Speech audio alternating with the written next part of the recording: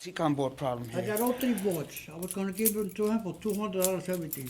I repair the boards though. Huh? I No, I repair. said that I was gonna change it for high definition. The same board, the same TV, high definition. My smart TV. There was a problem with the Tcon board's power chip here.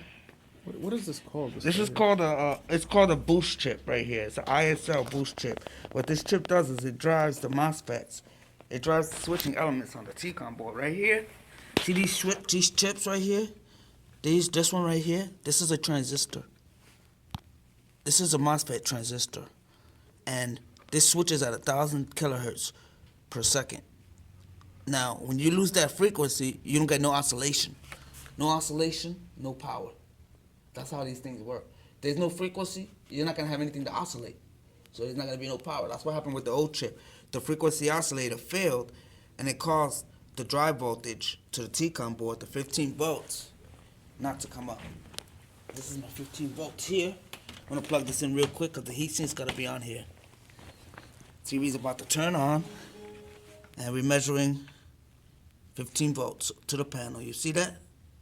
That's our drive, that's our screen voltage. Some panels is 15, some panels is 17, and some panels is 24. It depends on how big the panel is too. But now the Tcon board is working. No sé qué es lo que hizo. Si la fuente era, focus está this mala, more. lo que está mala es esta. ¿Ok? Aquello estaba bueno. Si le cambió aquello estaba bueno. Es acá que está dañado. Look at that. Look how small that sucker is. El Tcon board es que está dañado.